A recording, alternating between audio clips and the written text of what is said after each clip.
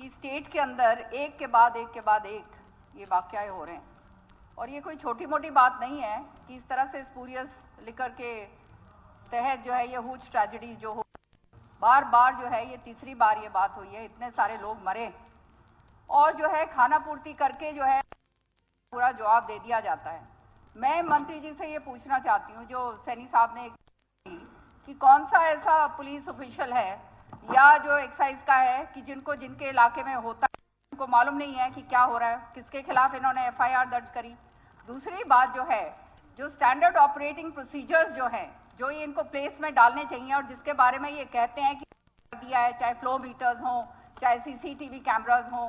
GPS जो है जब ये शराब डिस्टिलरी से निकलती है तो आपके जो फ्लो मीटर्स हैं डिस्टिलरी के ऊपर वो अगर क्या कहते हैं लगा के आप रखेंगे और सही तरीके से काम कर रहे हैं, आपको मालूम चल जाएगा कितनी शराब बाहर आपकी निकल रही है। साथ के साथ जो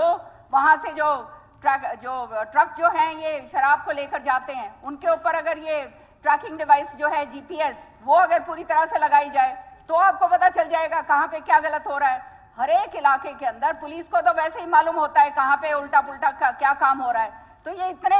होने कैसे दिया गया? इसका मतलब तो कहीं ना कहीं दाल में काला है। साथ के साथ अध्यक्ष जी मैं ये बात पूछना चाहती हूँ मंत्री जी से कि इनकी अपनी एसआईटी रिपोर्ट ने ये कहा है, माना है कि हरियाणा के अंदर बहुत जबरदस्त तरीके से तस्करी हो रही है शराब, और कहा है यहां तक कह दिया और कि सबसे शॉकिंग बात यह है कि एसआईटी ये कहती है कि आईएमएफएल जो है वो दूसरी स्टेट से जो है वो सीज करी गई है। बिहार से 1.4 लाख कार्टन्स जो हैं वो पकड़े गए हैं, उत्तर प्रदेश से 79,650 कार्टन्स पकड़े गए हैं, झारखंड से 27,824 लीटर शराब जो है अवैध वो पकड़ी गई है, दिल्ली से 59,179 कार्टन्स पकड़े गए हैं, छत्तीसगढ़ से 10,537 लीटर्स पकड़े गए हैं और गुजरात से 3,131 बॉटल्स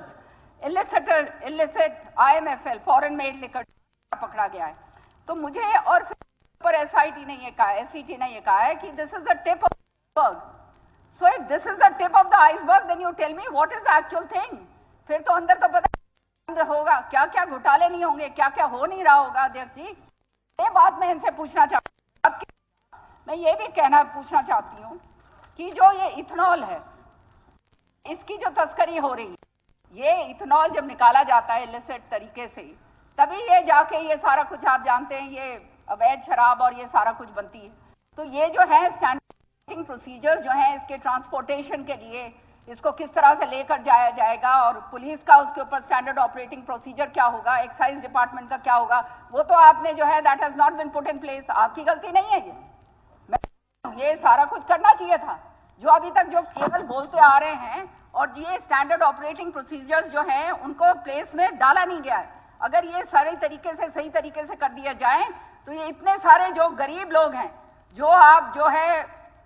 शराब जो सही शराब जो पीना चाहते हैं वो पी नहीं सकते, इलीगल शराब पीते हैं और फिर उनकी मौतें होती हैं,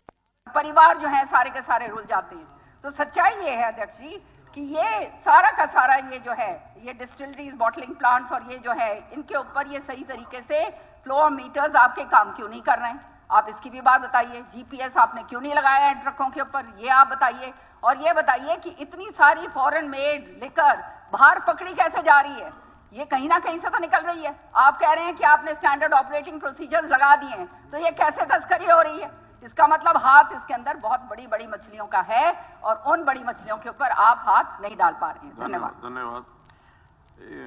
एक मिनट मंत्री, माननीय सदस्यगण, मैं सदन को जानकारी देना चाहता हूं